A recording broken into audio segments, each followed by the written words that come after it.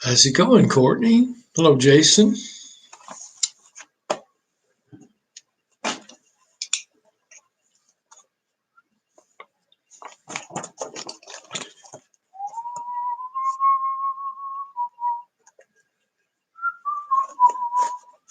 Hello, James. Destiny.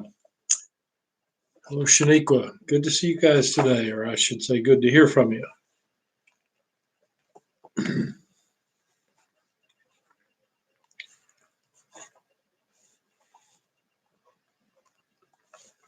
Hello, Madison.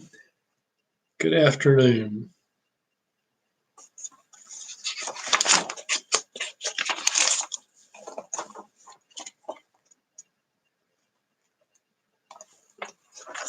And Shaniqua is here.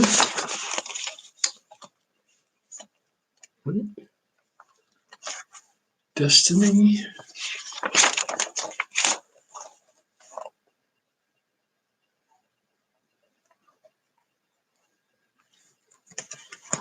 Hi, Kira.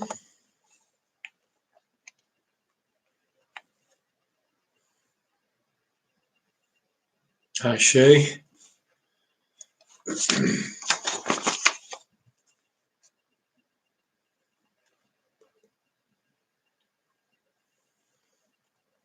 Hello, Elizabeth.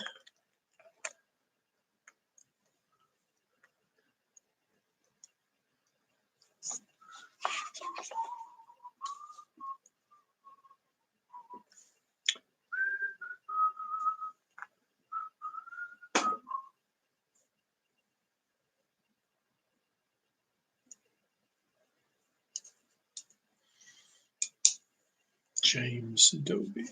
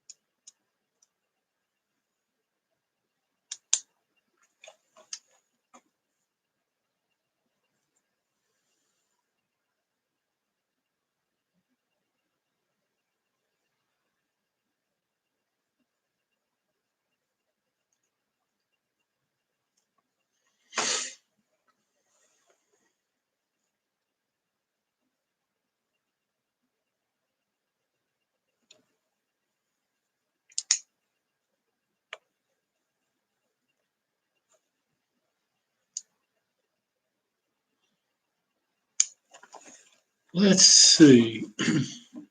Destiny, do you recall the last thing that we talked about? Let's see, when was that? I'm trying to remember,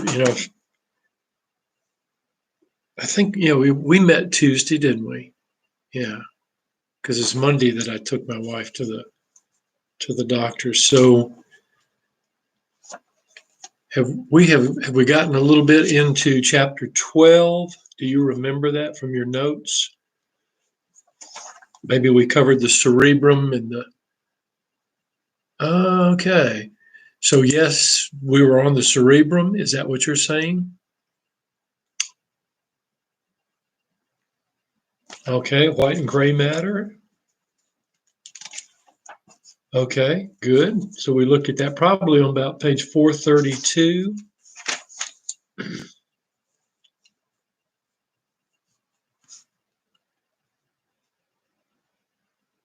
Okay, we'll pick it if that's where we fit. If we did we finish with on page 432, figure 12.7, Destiny, where we had connections between the two hemispheres and then a connection between the gyri and so forth, down at the bottom of page 12.7.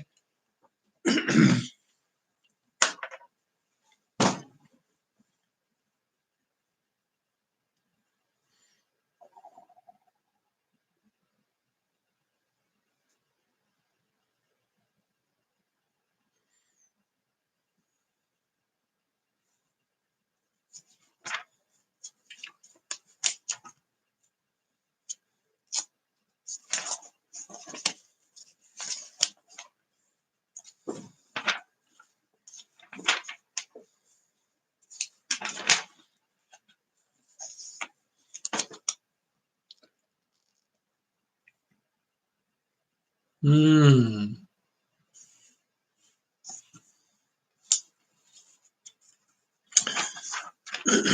were we on page 425 and 26 where we just got started on the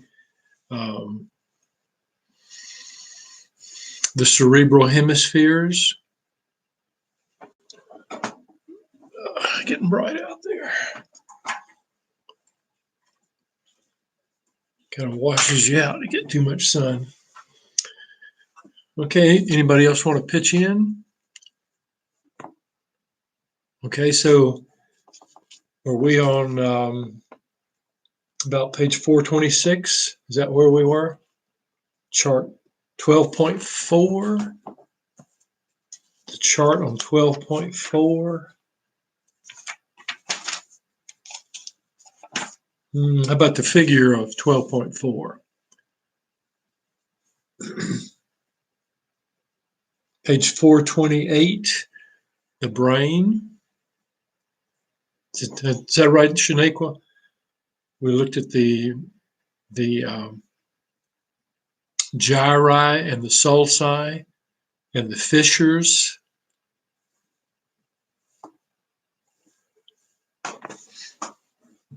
Okay, good. All right.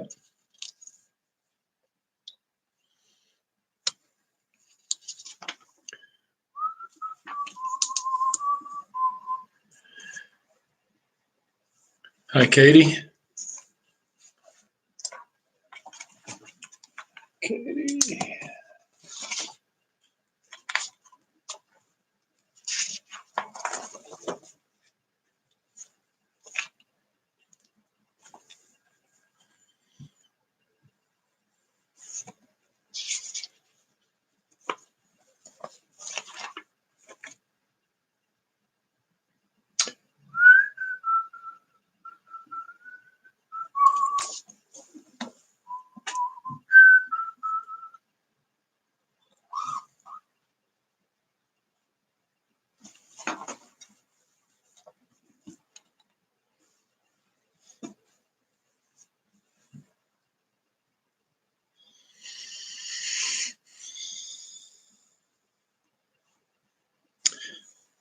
So we looked at those pictures. There are 4 pictures on page 428, and they show you the surface structure of the cerebrum, the gyri, the sulci.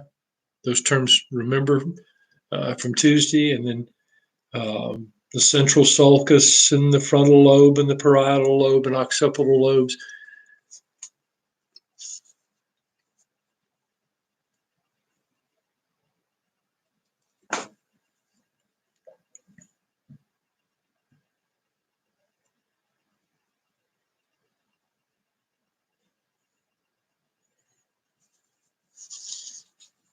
Did we cover any of the functions of those lobes?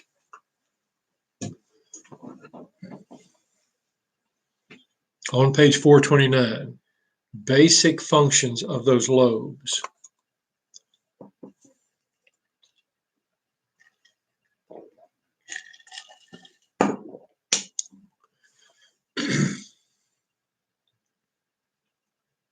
We did not cover the functions, okay? Thank you, Elizabeth.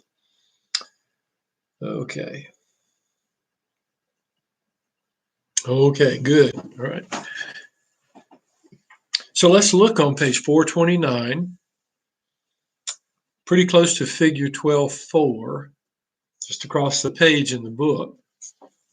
And what you're looking for is a heading on page 429 that says lobes of the cerebrum.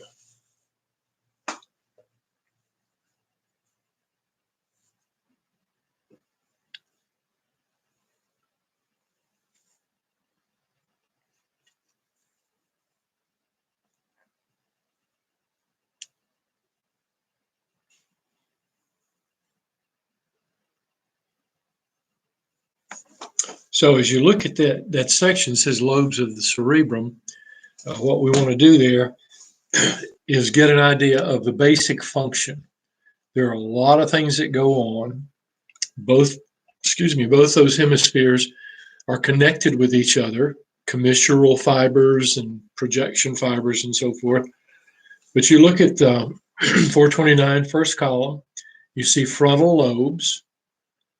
And I want you to look at the last three lines concerning the frontal lobes. You see it says the neurons of the frontal lobe are responsible for planning, executing movement and complex mental functions. You guys probably have to take a math course, maybe a Math 110, do some algebra. And then it also talks about behavior and personality. That's kind of an interesting thing, personality. I don't know if that's in our genes or because, you know, you have your environment, your parents, your mother and your father, your older brother, your older sister, or somebody that you admire and perhaps want to become like. So that influences your personality. But anyway, that's what the frontal lobes are concerned with. So you see those last three lines. You go to the parietal lobes, underneath the parietal bones, and you look at the last three lines again. Neurons of the parietal lobe are responsible for processing, integrating sensory information, things you pick up like my voice, my face, the wind blowing outside. This morning it was raining and you might have heard it on your roof, or maybe you felt the wind blow when you went out to get the paper or whatever. So those are all sensory perceptions that are picked up by the parietal lobes. You come down to the temporal lobe, and again, look at the last three lines in that category. Perform functions related to hearing, to language, to memory, and even emotions. You know, getting excited at a football game or something like that. So hearing and language and memory. Got to get that stuff in there. So next Thursday we'll have that fifth test. And then you see the occipital lobes, and you look at the last two lines there, and you see it says that it's concerned with processing in terms of vision. So you recognize people's faces, you recognize your parents and your friends and so forth.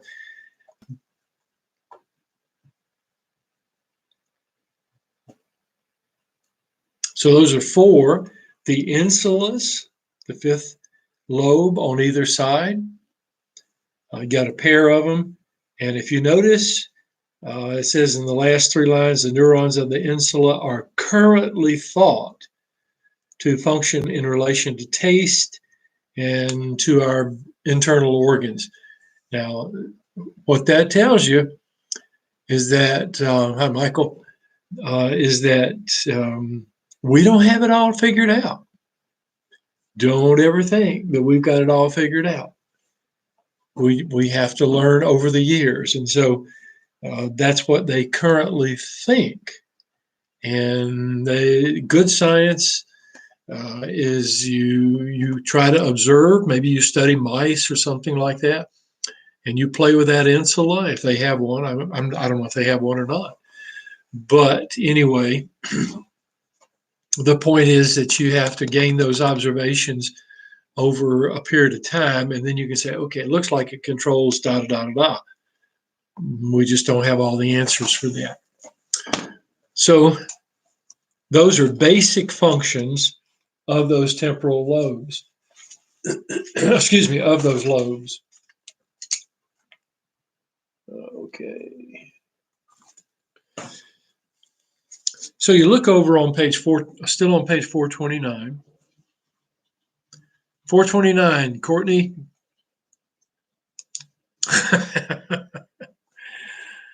Did you wash your hands there, Courtney?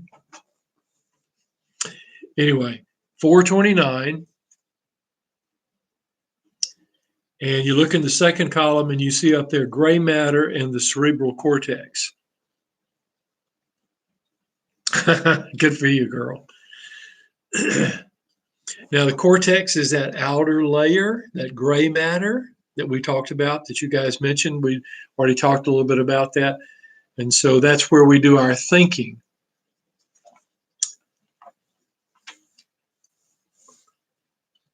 Okay? Now, a couple of things that I'd like to emphasize. If you look on page 430, figure 12.5 should be a nice, colorful cerebral cerebrum there.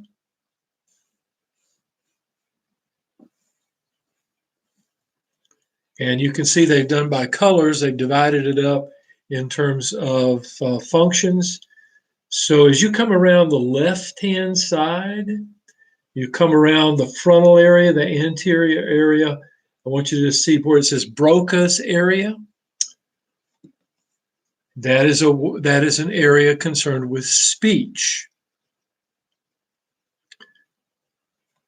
That little area is involved in controlling our ability to speak.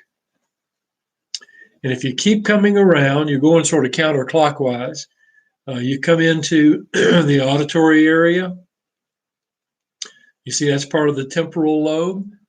So it's associated with hearing. When it says association, that could be dealing with memories of things that you have heard.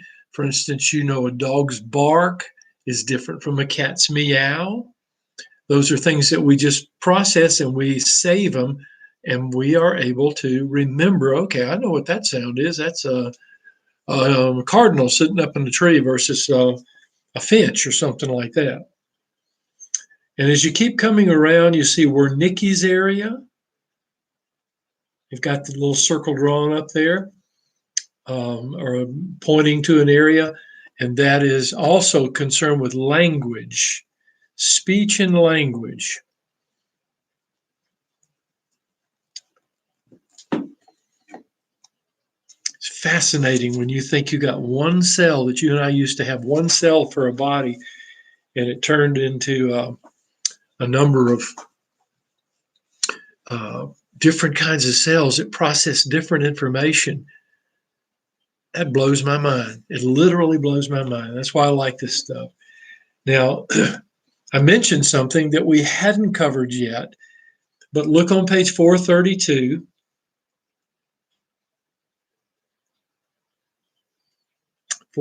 You're looking at figure 12.7.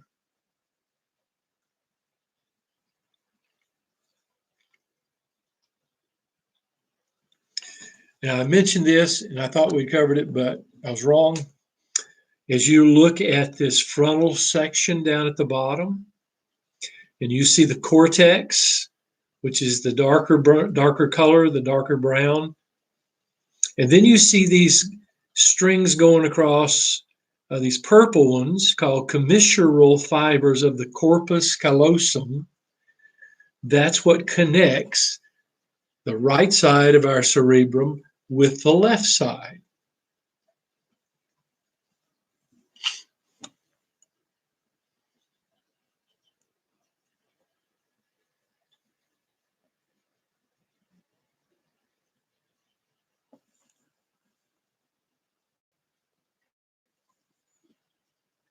And as you look a little bit to the right, you see projection fibers. Those happen to be red, and they, you can see, go down to different parts of the brain down below, which we'll get into in a little bit. So they're connected. The cortex is connected with things down in the middle of the brain. And then you see the little green ones, which are called association fibers, and they hook together the gyri. You remember that term, gyrus being singular, gyri being plural, sulcus being singular, sulci being plural. And so you have these connections between adjacent gyri. You can see also some of that over there on the parasagittal section. Think about wiring a house. I think we've already mentioned this, but you got all these wires in the wall. Well, we've got all these wires up here in our head so that things are connected so that our brain works as a unit to decipher environmental conditions and make decisions and plan things out and then carry these things out in a coordinated way. A lot of connections in there. And it all comes out right. That's amazing, you know, from one little cell. Just blows my mind.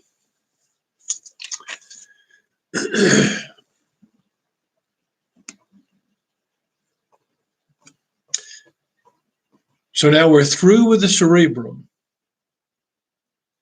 Got an idea of what it does, what it's involved in. On page 433, you're looking for the heading down at the bottom of the page called the Diencephalon.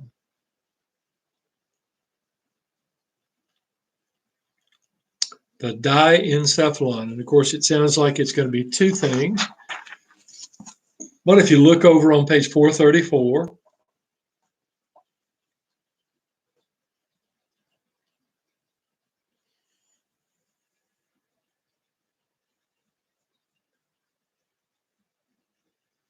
you see it says the diencephalon is found at the physical center of the brain. This is going to make sense to you when you go a little further. But it's in the very center of your brain. Got four parts to it. We're only concerned with two. As you look to the right, you see what it looks like without the cerebrum surrounding it. You see the thalamus, you see the epithalamus, you see the hypothalamus, you see the subthalamus. We're only going to mention the thalamus and the hypothalamus. And you see those two terms over on page 434, first column. You see thalamus in one section. You come down to the bottom and you see hypothalamus. So let's look at this for just a second. We're going to just check off a couple of things. Under this heading called thalamus. Hey, Stephanie, come down 1, 2, 3, 4 lines. Come down 1, 2, 3 lines. And over to the right, you see it says, and I'm preparing you to think in this way a little bit toward the end of this lecture. Between these two masses, those big purple masses over there, or blue, whatever you want to call them, blue-gray, between these two masses lies a cavity known as the third ventricle. Now, if someone were to ask you what a ventricle was, you'd probably say it was a chamber in the heart. Nothing wrong with that. It's simply a cavity. But we have a cavity in our brain. We actually have several cavities that we will add as we go along, and then we'll put it all together. Hopefully you'll appreciate what happens in those ventricles. So you can't see the ventricle right now. It's within the thalamus. We'll get a view of it in a little bit. Now, right where it says ventricle, third ventricle, I want you to come down 1, 2, and you see it says thalamic nuclei. Now, remember, when you get a bunch of cell bodies together in the brain, they call it a nucleus. If it's a bunch of cell bodies outside of the brain, the peripheral nervous system, they call it ganglia. Okay, ganglia. So here we're looking at nuclei, and notice what it says. It receives input from multiple sources. Now remember, it's right in the middle of the brain, including the cortex, the cerebellum, and on and on and on. So when you come down from thalamic nuclei, 1, 2, 3, 4 lines, it says the thalamus is literally the main entrance into the cerebral cortex.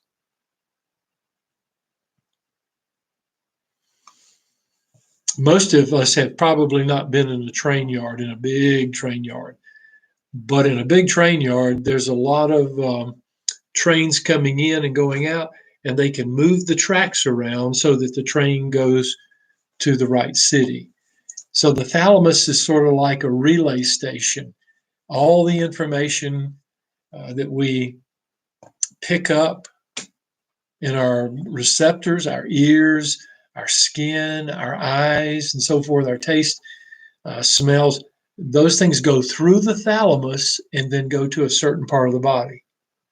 So it's like a routing station. That's all we're going to say about that.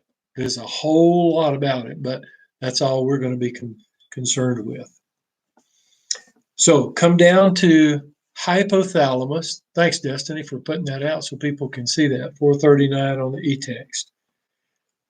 Hypothalamus, another collection of nuclei, nerve cell bodies. And if you will look to the right, there is a picture. C, diencephalon, mid-sagittal, but you see the thalamus, the kind of blue-gray structure, and then to the front, which is actually to the left in our picture, you see hypothalamus. So it's a little bit below, not exactly perfectly below, but it's a little bit below the thalamus. So they call it the hypothalamus. Now I want you to, as you look at hypothalamus, come down from where you see hypothalamus, come down 1, 2, 3 lines. And you will see it says the mass of the brain on the 3rd line. Now, look to the right. It says, don't let its small size fool you, as the hypothalamic nuclei perform a number of functions that are vital to our survival.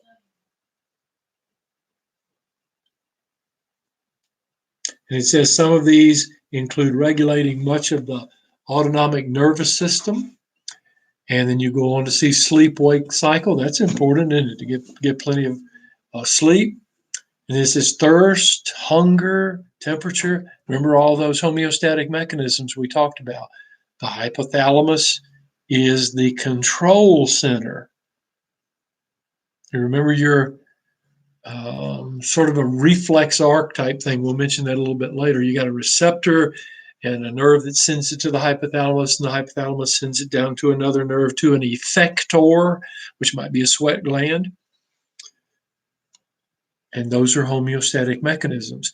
You mess with the hypothalamus, then you begin to destroy the internal, control, the maintenance of the internal environment of our bodies. So make sure you mark that. And then as you come down into the next paragraph, you see the bold print term pituitary gland.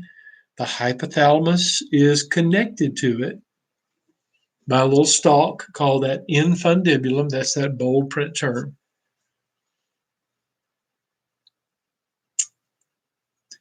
And the hypothalamus actually has some work with the pituitary to accomplish. We're not going there yet. When you get into 211, then you'll get into plenty of stuff that the hypothalamus releases and the pituitary responds to, and so forth. Now, I want you to come down from the infundibulum. I want you to come down 1, 2, 3, 4, 5, 6, 7 lines from infundibulum. Come down 7 lines. And you see the hypothalamus also produces 2 additional hormones. You keep reading and you'll find out about ADH, antidiuretic hormone, and the other one called oxytocin, which helps ladies squeeze their kids out from their uterus.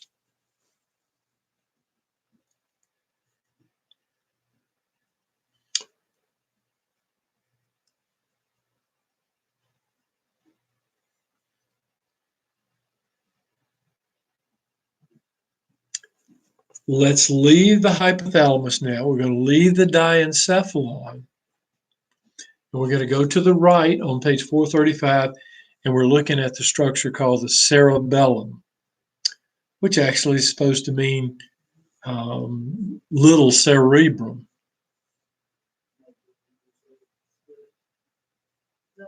The big fuzzy bit, I think we can do that, but it'll be a whole separate. So as you look at the cerebellum, you look at this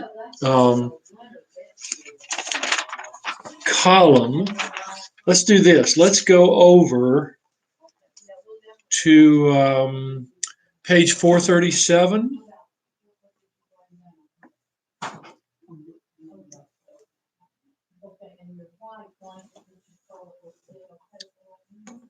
So as you look at that picture, the upper picture, you can look at the, well, let's just look at the upper picture at this point.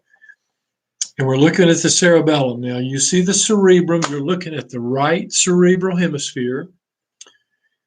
And you come over to the right, come down toward the middle, and you see you're going to go past the diencephalon, the thalamus and the hypothalamus and the pituitary gland. Come on down to occipital lobe. And what you're looking at now, under that occipital lobe that looks like a little white bush, that's a sagittal section of the cerebellum. So that whole structure is the cerebellum, but you're looking on the inside of it. Now, let's go back to page 435.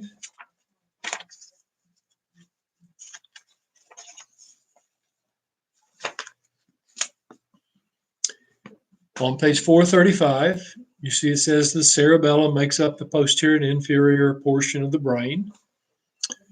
You see it's in two hemispheres, just like our cerebrum. Two hemispheres, and there is a structure in the middle called a vermis. And that's a German word for worm. It does kind of look like a little worm.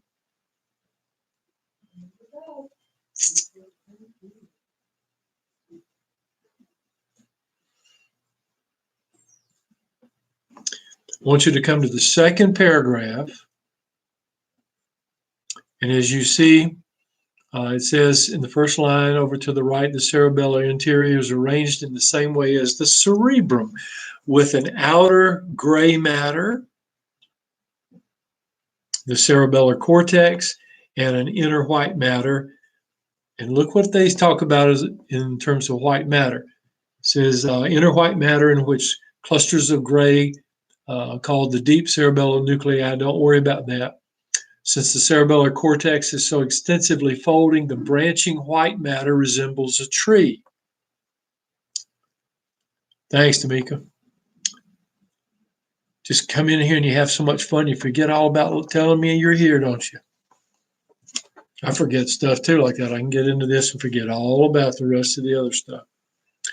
But you see it says that white matter resembles tree branches, and so they call it the arbor vitae. Arbor vitae. There's so many ways to say that. The tree of life.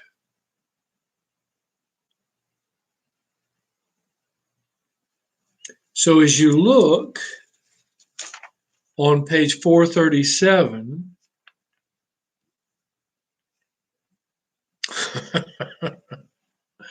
you got caught up into it too, didn't you, Sonia? So as you look back on page 437, you can see all that white stuff that looks like a bunch of leaves or whatever. And so that's the arbor vitae.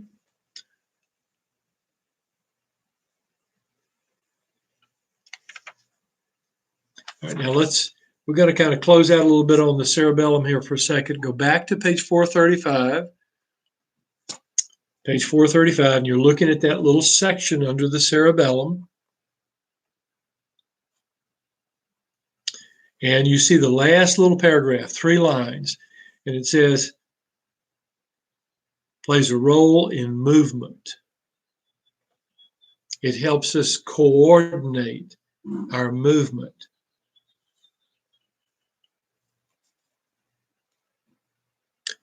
Walking, swimming.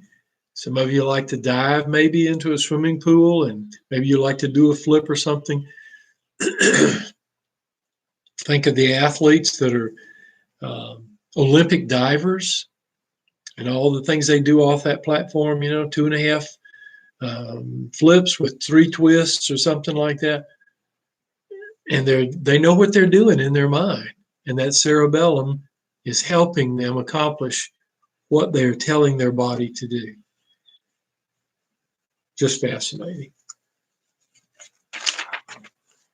Now, let's go back to 437 before we go to the fourth part of the brain, which is called the brainstem. And I want you to look at something. I'm building this information so that when we finally get to it, hopefully you'll have a picture in your head.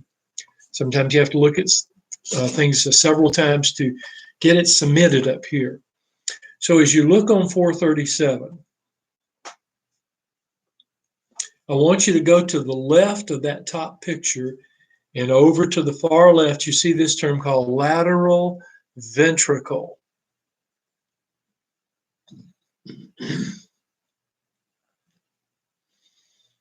Now remember, a ventricle is a cavity. So you see that's the right side of the brain. Therefore, there is a cavity in the right side of the brain, and it's called a lateral ventricle. Sometimes they number them 1 and 2. You have another one on the other side, and it's filled with what we call cerebrospinal fluid.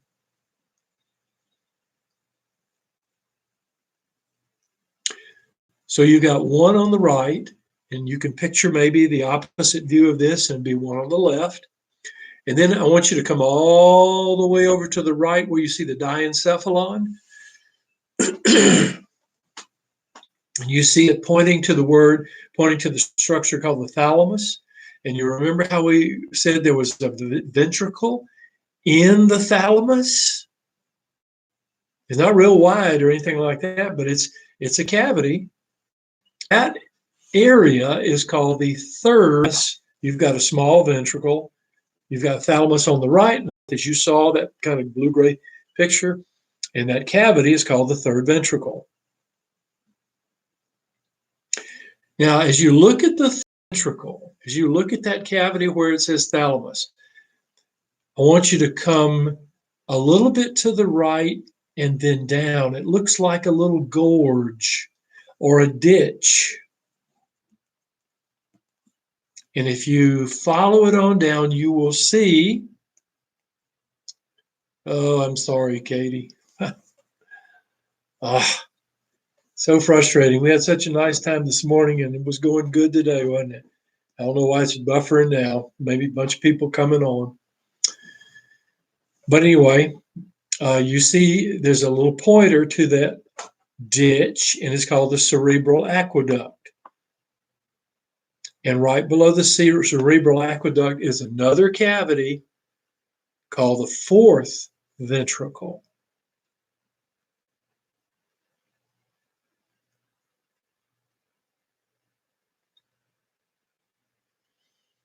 So you begin to imagine in your mind that cerebrospinal fluid flowing from the right lateral ventricle and from the left lateral ventricle into the third ventricle. We'll see that a little more clearly in a couple of minutes.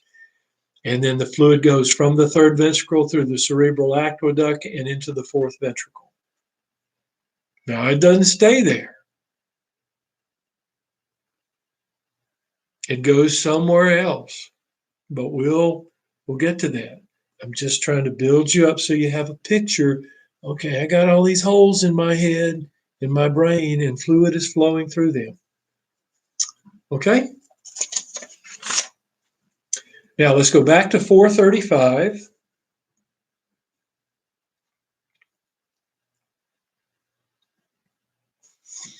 And you see down at the bottom another section, the last component of our brain. Remember, you got 4 components. You got the cerebrum, you got the thalamus, you got the cerebellum, and you have the brainstem.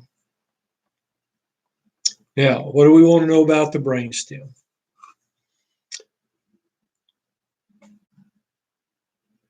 Let's come, well, first of all, let's look at it for just a second, get a picture of it.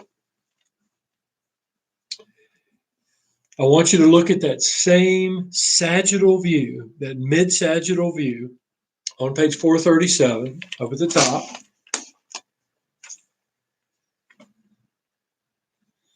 And I want you to come down to the bottom middle, and you will see the term in bold print, brainstem.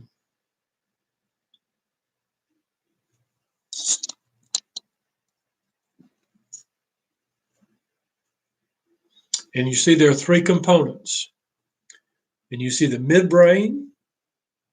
You see where that line is pointing. You see the pons, sort of egg-shaped structure, if you can envision the right-hand side. And then you see the medulla oblongata.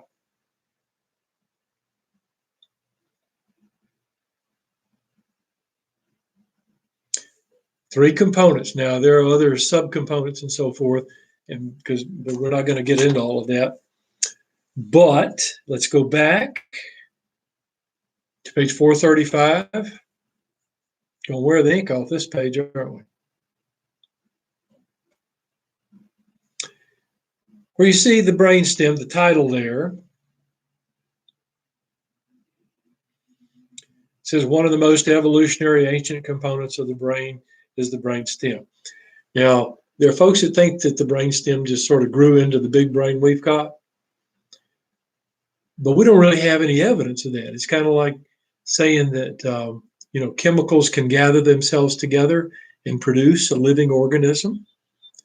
They call it spontaneous generation. Well, it's been disproven, but they still think that's what happened. Maybe you could see if this happens to you. When it comes to your birthday, let's see if some flour and sugar and eggs and icing and so forth, coloring comes together and makes up a birthday. It says, happy birthday, Destiny. Let's just see if that happens by chance. You don't see those things happen by chance. So people think they'll say it happened, but we don't really have any evidence about that. Anyway, don't worry about that part. I want you to come down about 4 lines. 1, 2, 3, 4. They'll even call it the most important part of your brain, at least keeping you alive. Controls homeostatic functions, heart rate and breathing. That's important, isn't it? Come down about 4 lines from there. 1, 2, 3, 4, and you see it says the brainstem controls numerous reflexes. Now, you may know about reflexes. I'm going to give you a little bit more about it a little later. But you don't even have to think about it. It's a reflex. Reflex action. Like something flies toward your eye, you immediately close them. You don't think about, oh, here is a bumblebee. It will collide with my cornea. You don't think like that. You just snap it shut to protect your eye. That's a reflex. Didn't take just a split second and no thinking about it. So you got a number of reflexes there. Come down to the bottom paragraph.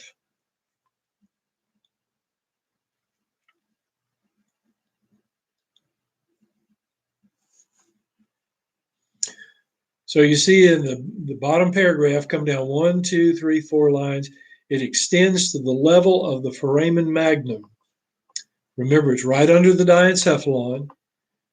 And then it extends to the foramen magnum, that hole in the bone, the occipital bone. And once it gets through there, it is the spinal cord, which we'll talk about a little bit later.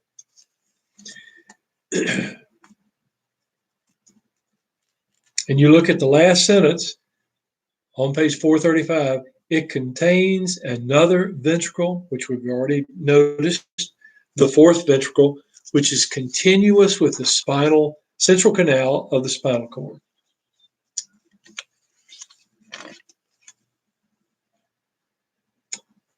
Okay. I hope it stopped buffering on you, Katie. Now, we just looked at an overview of the brainstem. So let's go to the 3 parts now and get a little more specific about their function. Midbrain, pons, and medulla. Look on page 438. 438. Destiny, if we're on a different page, or it's figure 1213.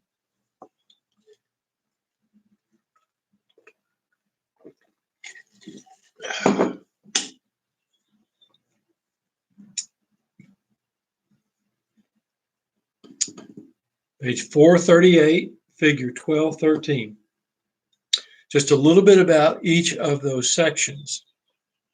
So you see midbrain at the bottom. Now, I'm not going to have you identified so much from this particular view up top. You can do it on that sagittal view. That's going to be good enough. But you see you have in the midbrain, you come into that first paragraph. It says the midbrain is found just inferior, which means below, right, to the diencephalon. It surrounds a channel called the Cerebral Aqueduct, which we saw in that diagram. So that Cerebral Aqueduct connects the third ventricle and the fourth ventricle. Now down below, and you don't have to worry about the superior and inferior colliculi. You might have had to learn them in your lab, but that midbrain, we're just going to generally say the last statement down there. The midbrain, the structures are involved with visual and auditory functions, and that's as far as you need to go in terms of the midbrain.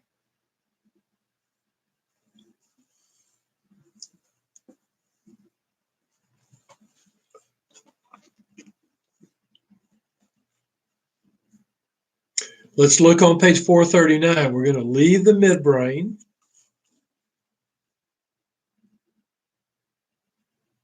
And look at the bottom of page 439 and you see the pons.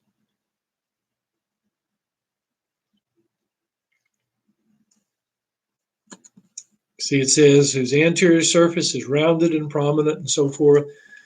You can see it on the illustration above.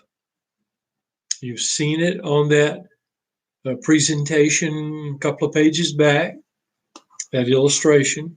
Now look over to the right on 439 at the last paragraph.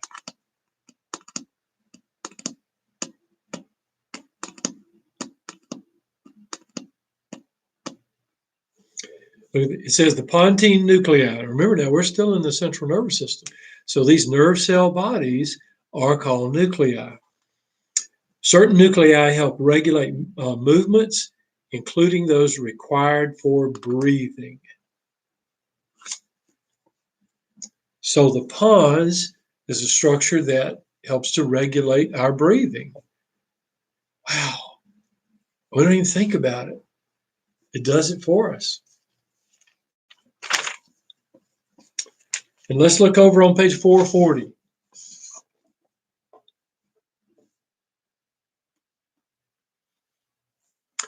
And now we look at the third component of the brainstem.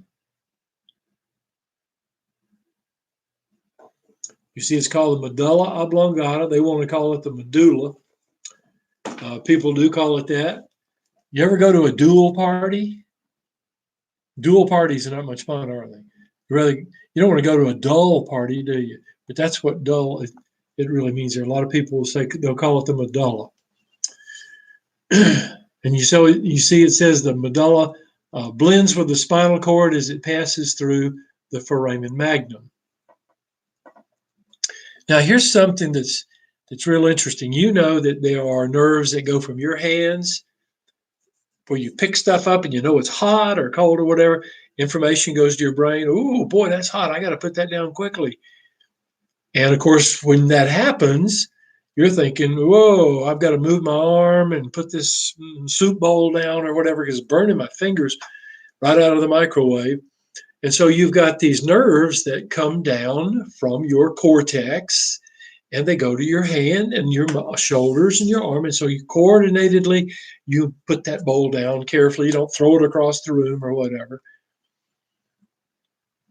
But here's what's interesting. As you look at this paragraph about the medulla,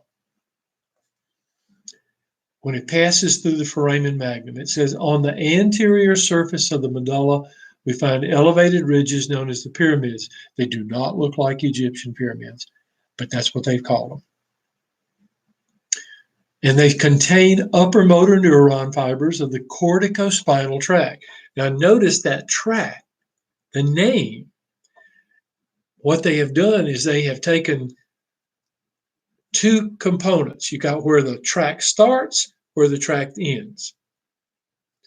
And so they will name it according to that. In this case, the corticospinal tract originates in the cortex, which would be the motor cortex up here, goes down through the brain and goes down to the spinal cord. And then it'll connect with nerves that would open and close your hands and move your feet and so forth. So those pyramids are made up of the corticospinal tracts. And keep reading. They come from the motor area of the cerebral cortex. That would be the frontal lobe.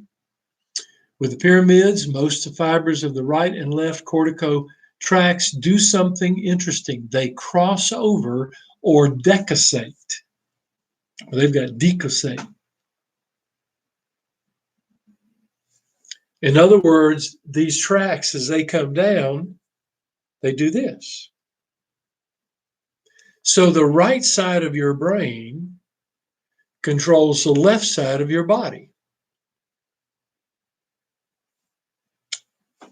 Nobody knows why that happens. All we can do is observe.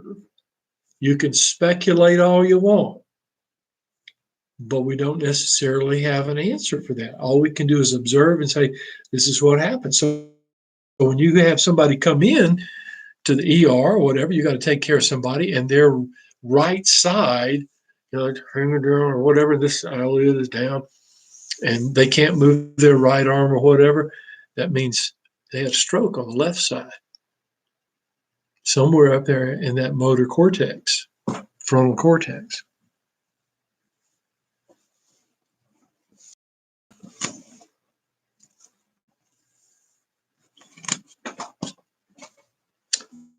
So now we've looked at the brain. Now I'm not going to get you to memorize this. I just want you to look at it. Again, I'm preparing you. So look at the next page. This is figure 16.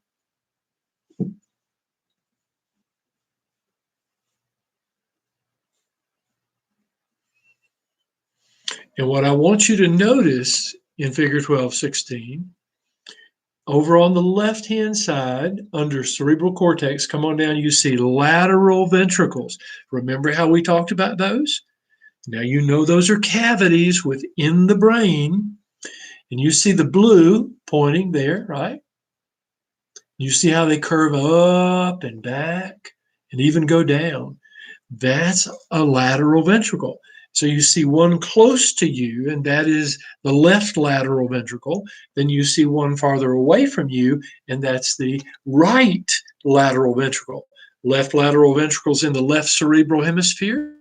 The right ventricle is in the right cerebral hemisphere. That's just a component, okay? One component, two components. Yeah. We're getting close to doing this, but we'll get there, so hang tight. I want you to go to page 443.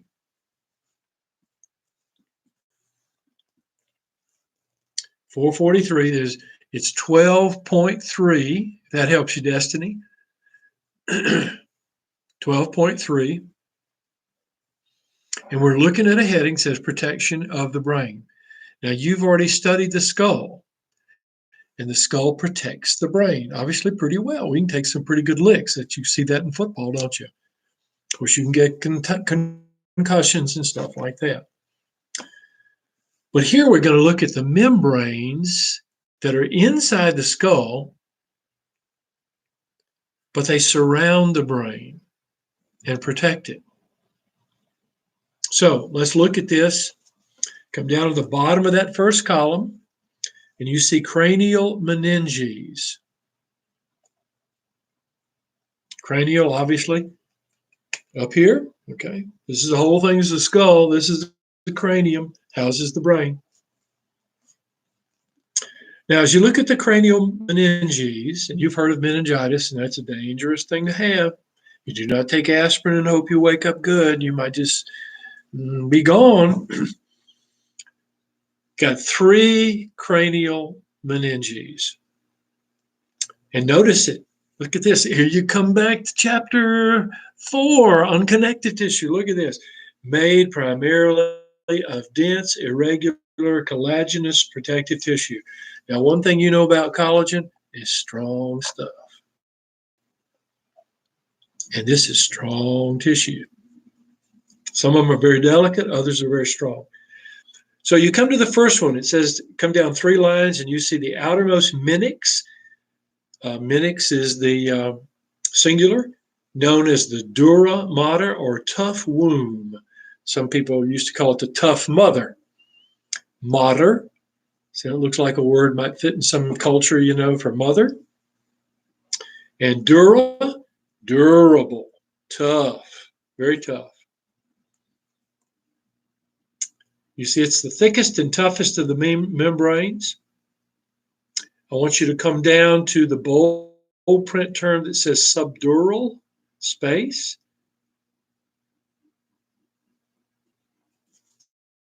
There's a little space there. Just kind of drawing a picture in your mind. We're going to look at it in just a minute. Come up to the next page, and you see the middle meninx is the thin arachnoid mater. Most people just call it the arachnoid. OID means to resemble, right? And those of you who may be called arachnophobia, all the spiders come out. Some people like spiders. Oh no, it says my connection is unstable. Please wait while we try reconnecting. Can you guys still hear me okay? Can somebody answer that? Oh, okay, that's gone. I was going to keep talking.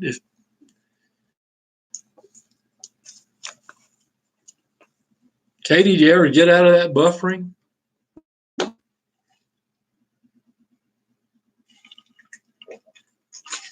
Good, okay, great. Glad you can still hear me. That's what matters. So the arachnoid matter reminds people of a spider web. You've all run into spider webs probably somewhere in this life, and you'll probably do it again. Oh, good, Katie. I'm glad you're back in there. So it looks like a spider web, kind of delicate in some way. And then you see the innermost is called the pia mater, or the general mater, the general layer of this, the delicate layer. Now, I like your humor there, Sonia. I like your humor. Beneath the arachnoid mater is a space right above the pia, but below the arachnoid. And you see they call it the subarachnoid space. And you see the little statement next to it. The subarachnoid space contains CSF, so that's a cerebrospinal fluid, and major blood vessels are there. When you have a stroke, that's usually where it happens. And blood starts to fill that little space and create pressure. Pressure causes damage, and sometimes people die from that. All right, now, you know the 3 layers. Let's look over. Let's look over on page 444.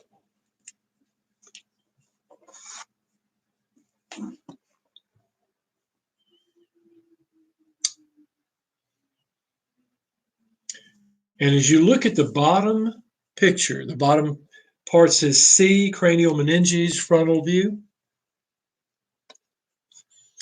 Go to the right-hand side of that illustration, and you see periosteal dura. Don't worry about that. We can't learn everything about it. Meningeal dura, that's the layer that we're interested in, the meningeal dura. We call it the dura mater. And then you see subdural space underneath the dura. Then you come down to where you see arachnoid mater. And if you look real closely at that little layer, you can see all these little delicate, look like little tiny strings or threads, don't they? That's what it makes people think of a little spider web. So you see the arachnoid mater. And then that little space in there where all those little tiny threads are, that's the subarachnoid space. And then the mater that is, or the layer that's right on top of the cortex, that's the pia mater. Okay?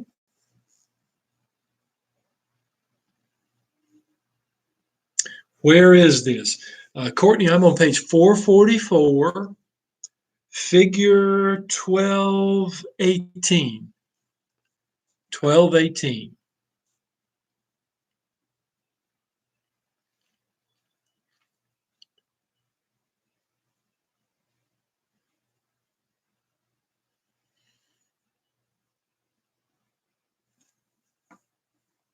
Got it, Courtney?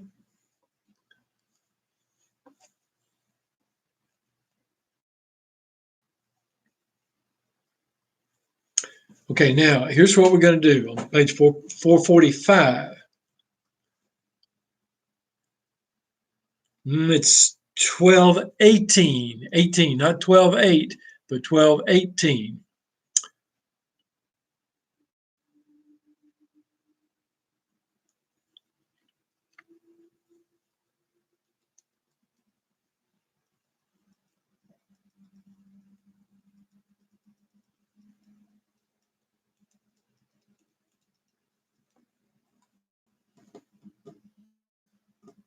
You got it there? Yeah, 1218.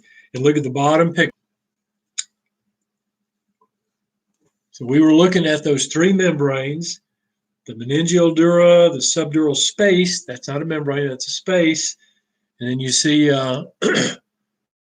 arachnoid mater, subarachnoid space, and pia mater.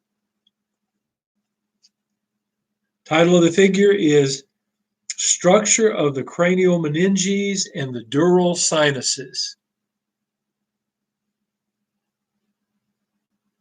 Oh, that's nice. You can do that, and that'll take you, I guess, from that search bar to this page. Hopefully so.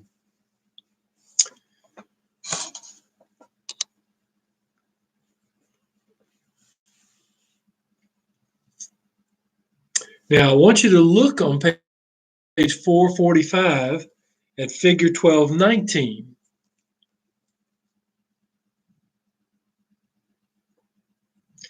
Now, as you look at 1219 on 445, you see something similar that you saw several pages back. I don't know whatever you want to call that thing looks like, but that's the two lateral ventricles, one in the right cerebral hemisphere and one in the left. Good, good. So you see it's not just one little long loop, but you see it's just kind of interesting configuration there. But I want you to notice this. I want you to circle, as you're looking on 445, figure 1219, up there to the left on the top says anterior horns of the lateral ventricles. Now, don't worry about the horns. Just call it the lateral ventricles. Okay? Right and left lateral ventricles. Now, notice, let's go to the right, at the writing between these two illustrations. You see lateral ventricles. That's all I want you to call it. Come down to the next structure, interventricular foramen. Follow the line, and you see it drains the two lateral ventricles. It lets fluid that's produced in there come out. This is cerebrospinal fluid. Comes out and goes into this little thing that looks like a bird head. Does that look like a bird head to you with a little beak down there?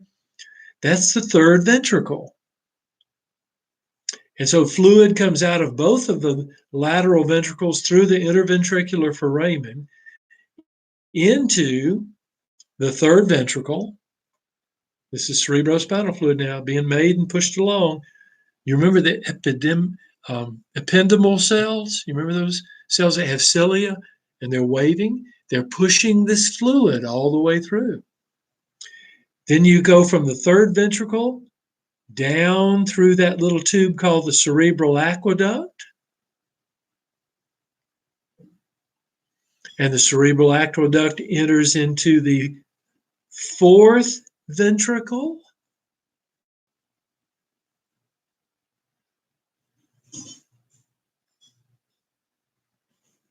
And then the fourth ventricle continues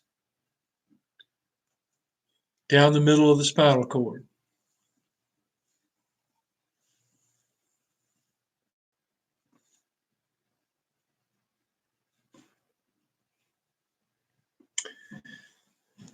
So we've got cells in the lateral ventricles and in the third ventricle where they're making cerebrospinal fluid. Now, I said the brain floated in fluid. Now, it doesn't show this on the diagram, but I want you to look at the second column. Look at the second column on page 445. And you can read this and it'll help you understand the flow of things. Fourth ventricle. Okay, see that down there in the second column on 445? I want you to come down, you want to read the whole thing, but come down 3 lines. It says the fourth ventricle is situated between the pons and the cerebellum and continues inferiorly with the central canal of the spinal cord. Now, it doesn't show this. It says it does, but doesn't show it where the hoot. Figure 1219A shows that this ventricle contains several posterior openings. I do not see that. Okay? But it's there. Shows that the ventricle contains several posterior openings that be toward the back. Okay? Allows CSF in the ventricles to flow into the subarachnoid space.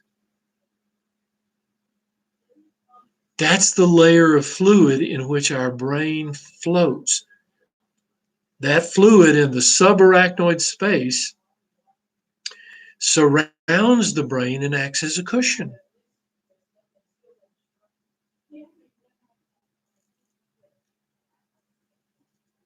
Now, look back over at figure 1218.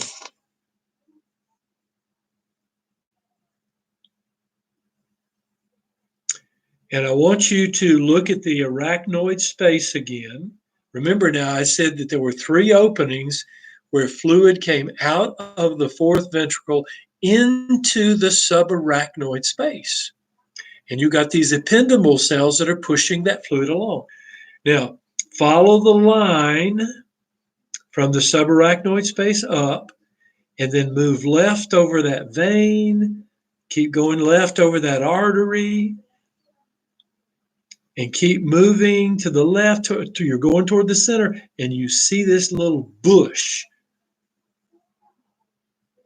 come out of the arachnoid mater into the superior sagittal sinus. They call it an arachnoid granulation. That's where the fluid goes back out into the blood from which it came. So there is a circulatory system. And you can read about it and understand it. Guess I might ask some questions on that stuff too, right? As you look on 445, where it says the ventricles and cerebrospinal fluid, you can read through there, and it's going to tell you about the choroid plexuses. Come on down to the third, the fourth, and cerebrospinal fluid, and you see the next bold print term. Both CSF is formed within each choroid plexuses. They're actually capillaries, blood capillaries, but they don't squeeze out red cells or anything like that. They squeeze out fluid. And that's the fluid. So you want to read those 2 columns on 445 and understand the flow of cerebrospinal fluid.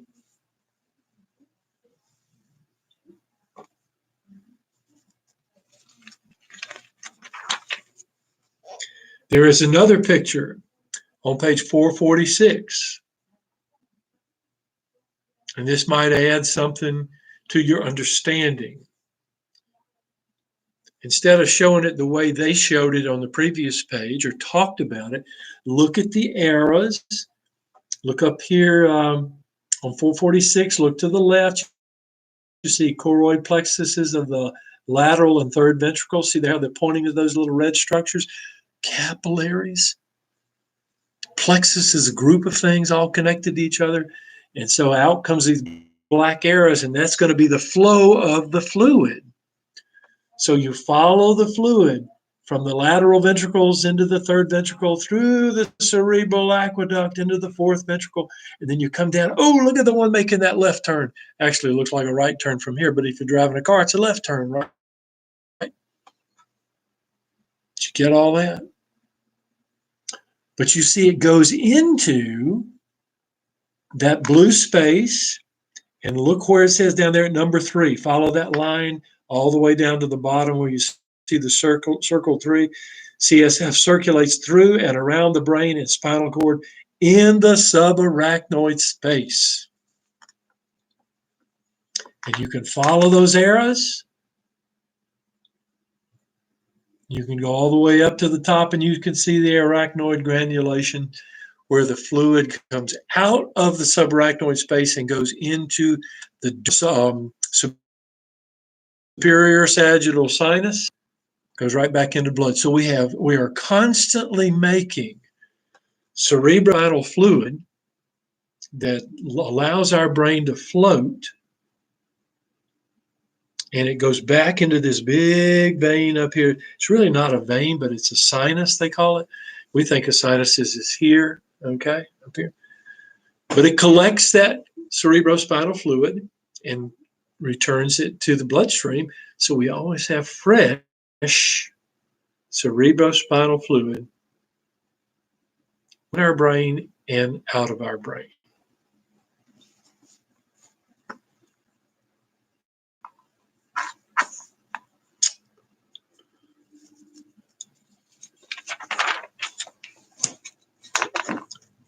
Now, we're just about out of time here.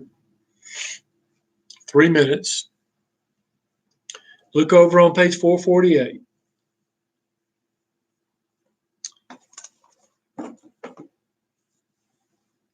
It's a section 12.4 for those of you that are oriented in that direction. That's good.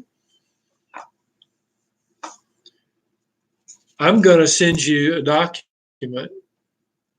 I think I've already sent you one, right, I believe. But I'm going to send you a document. It's going to include the spinal cord, pages, figures that you want to look at and understand. We're not going to cover everything in here. We can't do that. We don't have time to do that. But we'll go over to chapter 13, which is about the peripheral nervous system. And I'm going to give you some things to read about and look at the pictures, because, we only have one more lecture. That's next Tuesday.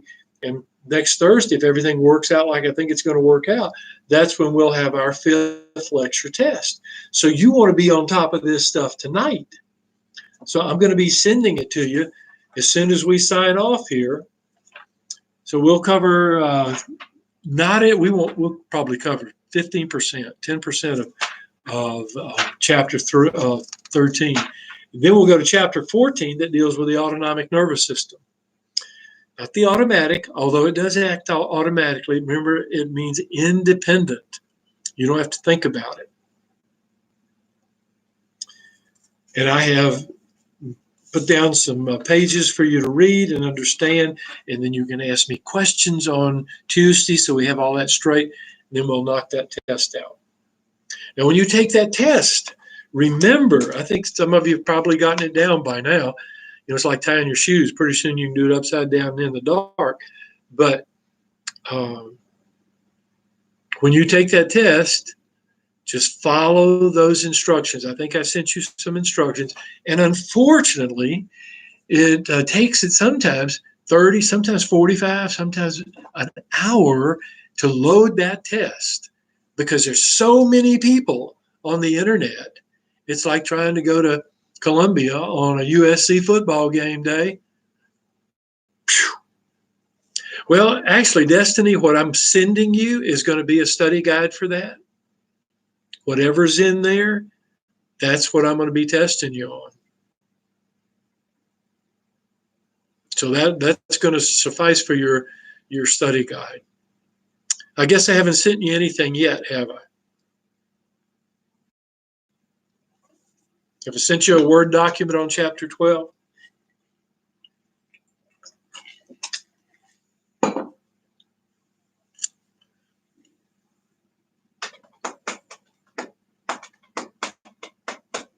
Okay, I have not sent that to you. Well, I am going to send that to you as soon as I sign off. I'm going to plug this little thing in here, and I'm going to drop it in that box for you guys and start reading it. And then if you have questions, we'll take them up on Tuesday, 12:30. All right.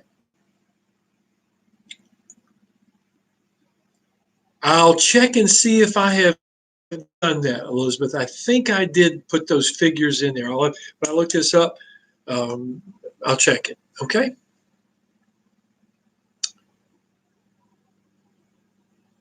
Make my day next Thursday. All right. I'm going to be out of here. I'll see you unless you have a question.